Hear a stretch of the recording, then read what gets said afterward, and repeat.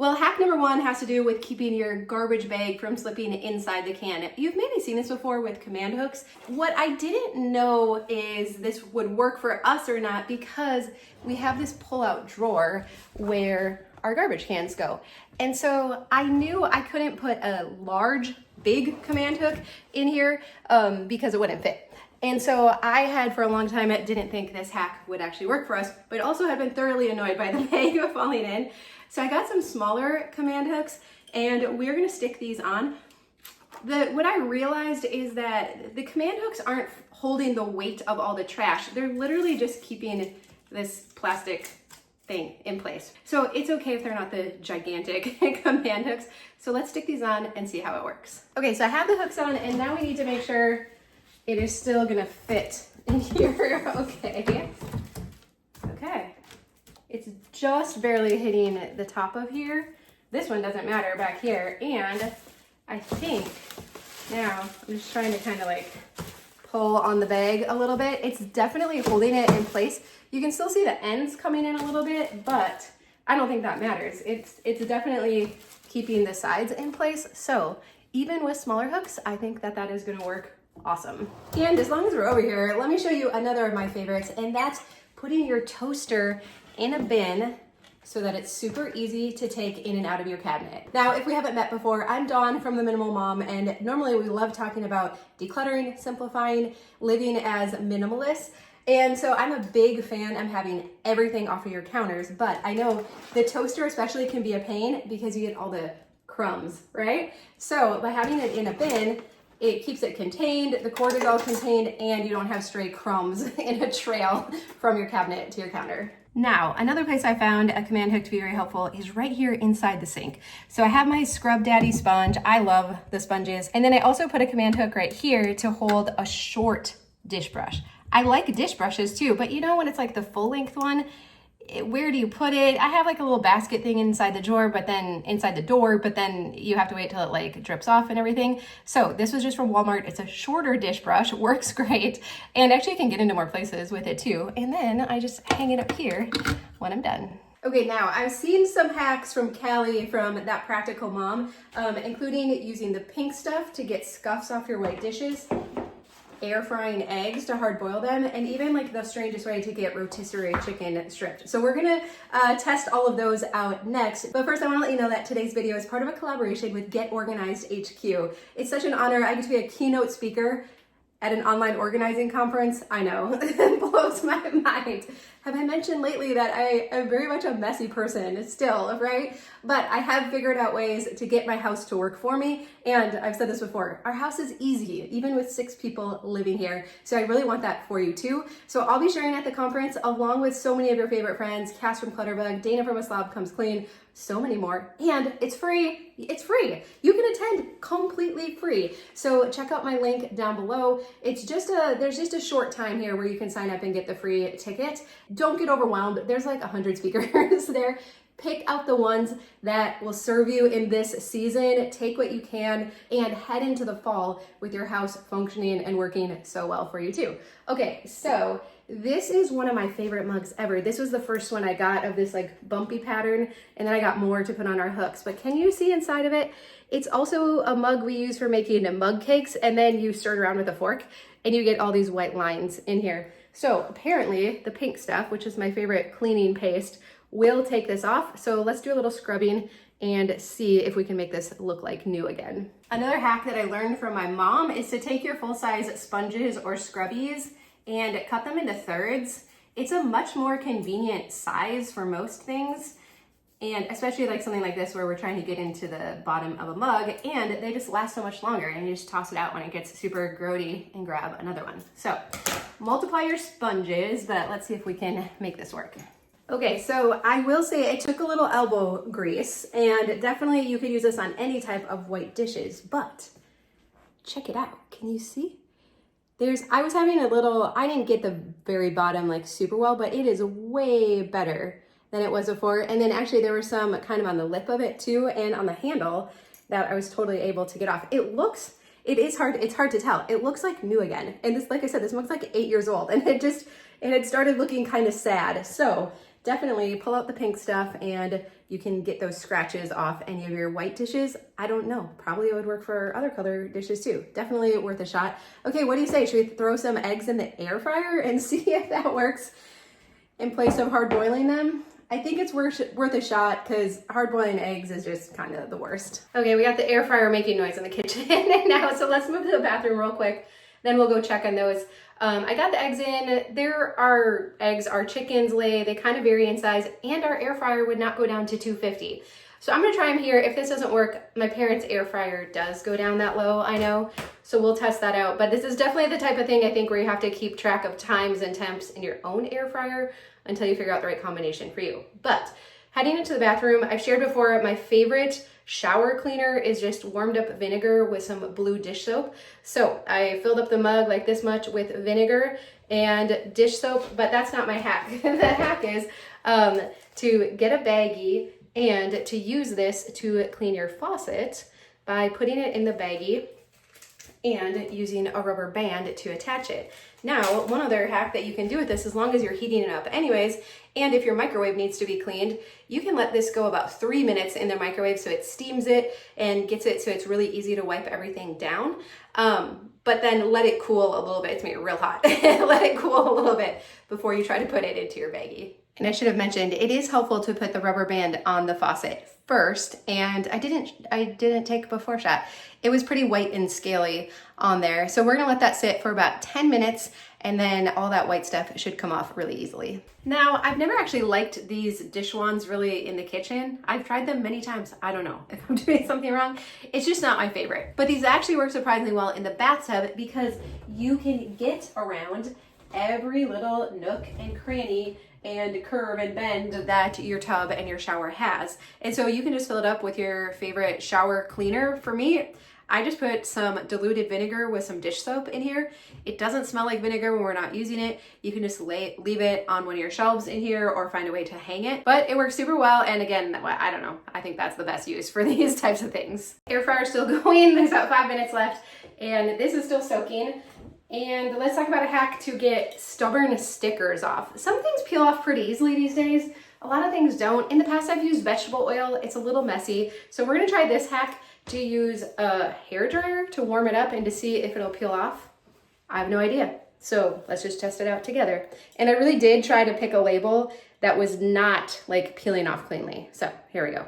Okay, that actually worked really well. I did have my blow dryer on the hottest setting. Not sure if that makes a difference. And I just waited until it felt like really warm all around it. Actually, it still feels a little warm. It makes a difference what kind of material you're working with, probably how much you can heat it up. But I would say that is a really good hack. Okay, the eggs are just about done. Let's get them into an ice bath. Then we'll come back and see if we can clean up this faucet. So one of the eggs burst open.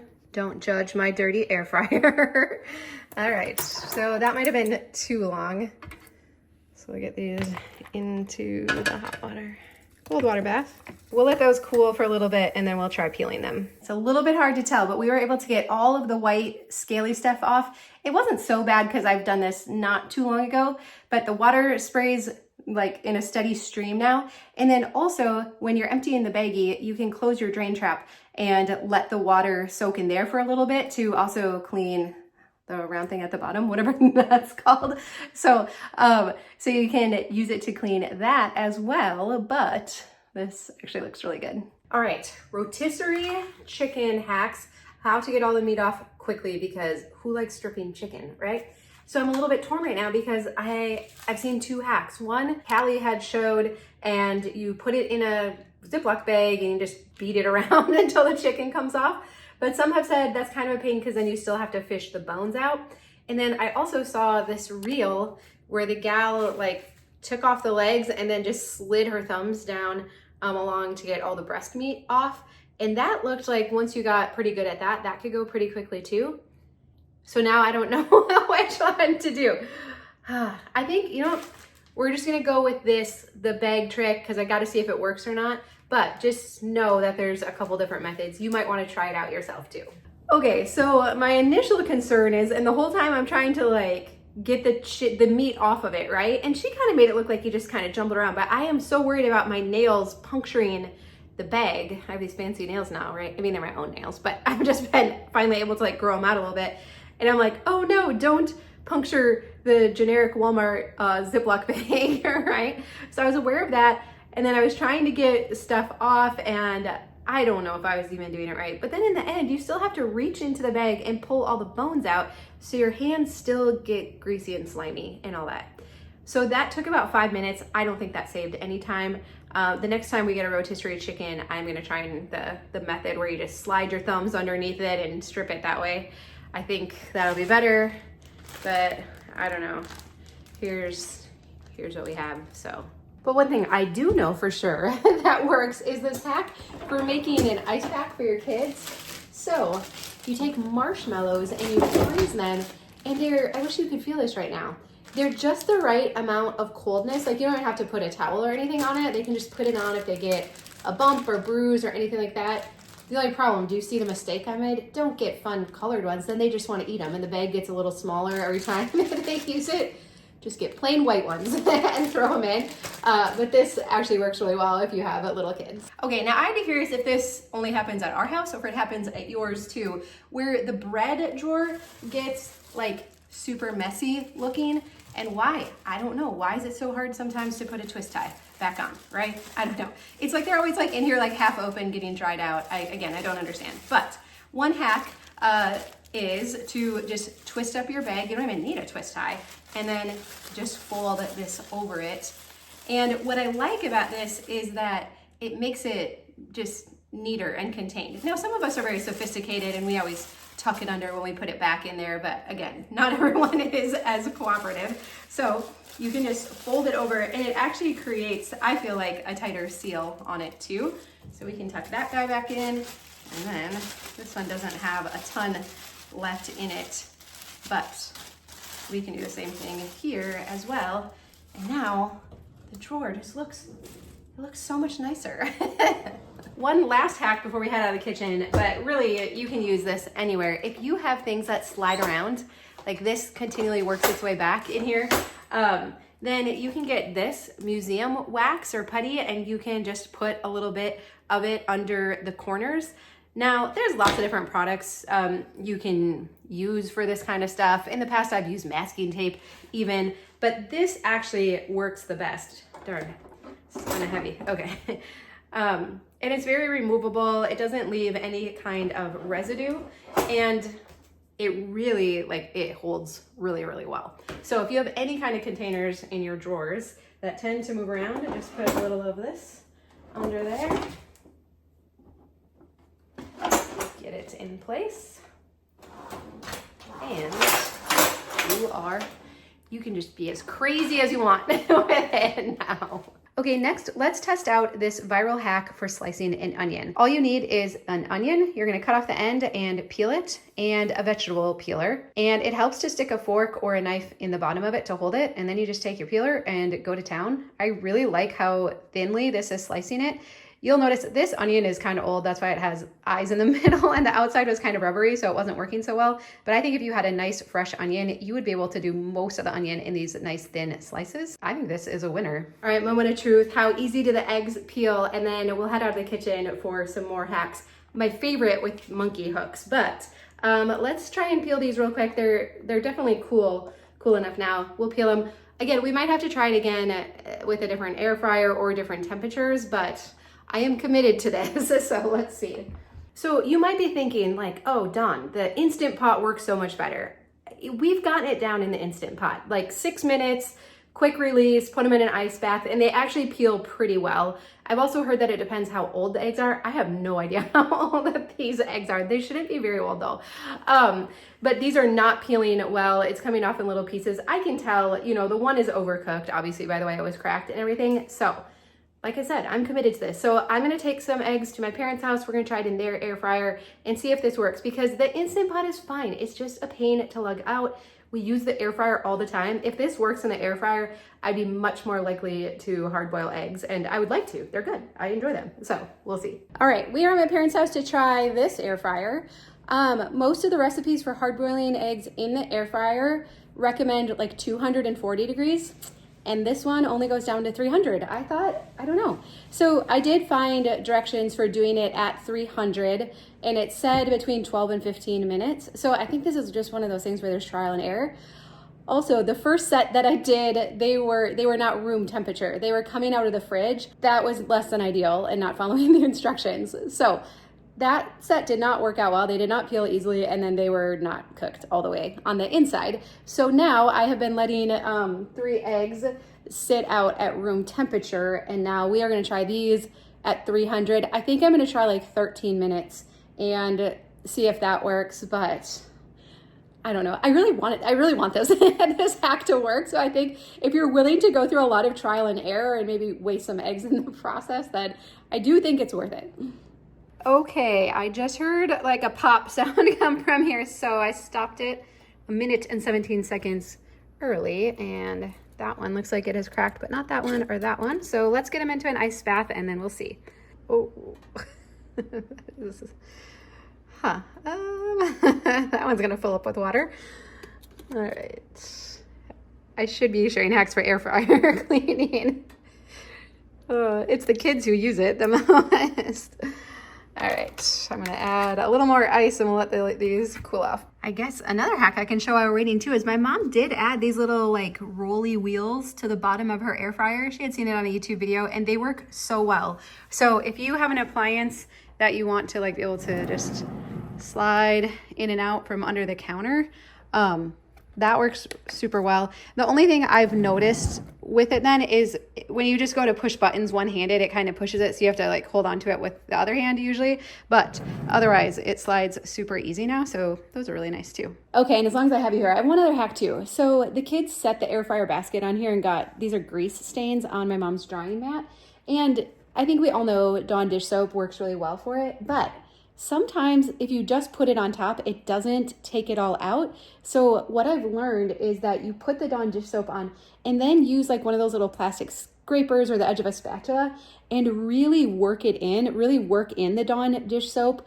before you launder it and put it in the washing machine, and then it takes it all out. It like just no sign of it. So if you have any greasy stains and the Dawn dish soap just on its own hasn't been working well, try really working it in and I think it'll work much better.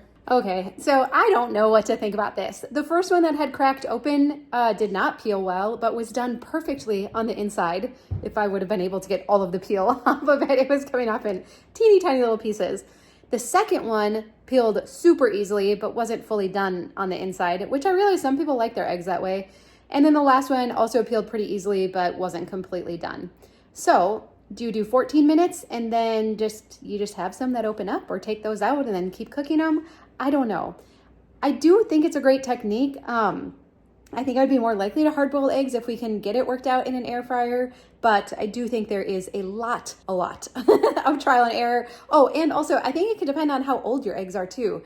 These eggs are pretty new and I think that plays into how easily they peel. So there's just a lot of factors, like are they room temperature, not how old are they, and then your specific air fryer. But I don't know. I would love to know your comments down below if you've got this dialed in, and if you have any tips, I am definitely all ears. I won't bore you with what I think is like a brilliant laundry system. I'll link to my organized house tour video and I talk about a lot of my favorite organizing tips and tricks and hacks and containers in there.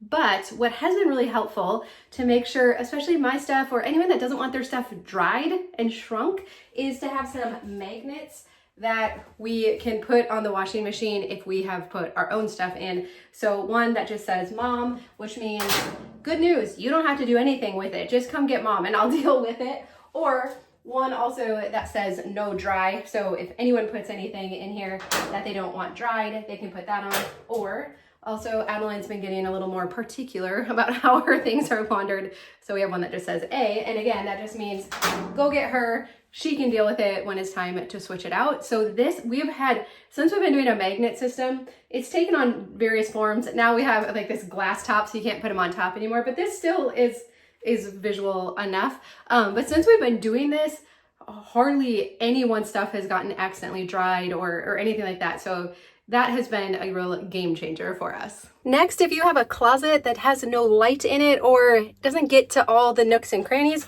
We all know about puck lights, but these are actually super cool because it's like a light switch. So this closet has no light in it at all. So I was able to put this where a light switch would be. So when you walk in the door, it's right to the left and you can literally just turn it on like a light switch. It's very convenient. And then we put another one in further as well. And I don't know, I just find this switch a little easier to use than the traditional puck lights, and the batteries last a really long time. So if you have a space where you need a little extra light, you might want to check out these. Okay, this is one of my absolute favorite hacks of all time, monkey hooks. I don't know why these aren't talked about more. So let's talk about how you can hang pictures perfectly every time with a fork, monkey hooks, and masking tape. So we're setting up some guest bedrooms here at my parents' house, and I had hung these pictures, but they're a little too low. So I can take them down and show you again how I did them. And I did them so quickly with no tools. Okay, so these pictures have these loops on the back. I think you're supposed to put like a wire or something on it. I don't ever do that because the monkey hooks fit perfectly into them. So all I'm gonna do is take a piece of masking tape and stretch it across the two loops. And then I'm gonna mark where they are. And then I'm gonna use that masking tape on the wall. And I'm gonna step back and make sure it's level. And then I know exactly where my nails or my monkey hooks are gonna go. Now, here's the super cool thing about monkey hooks is that you don't need any kind of anchor. They anchor themselves when they go into the wall, and they have a sharp point here. So you literally just twist it into the wall and get it into place, and then it's ready to hang on. Okay, for real, did you see how quickly that I just hung both of those?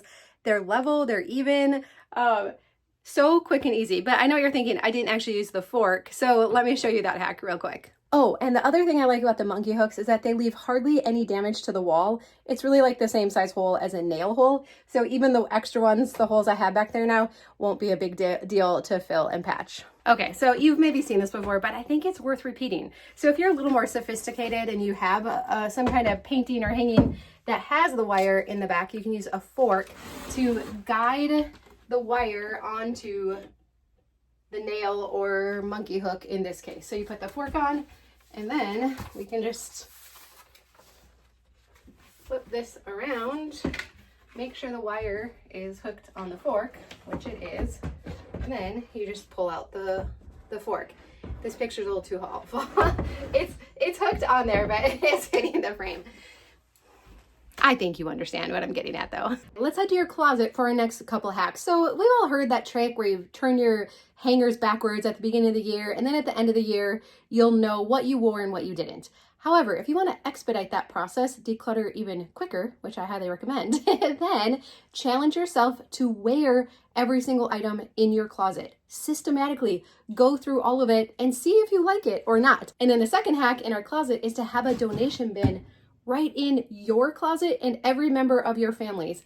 Otherwise, you know what happens? It goes into the laundry hamper and then it gets washed and it goes back in the closet. That's not what we want to do here.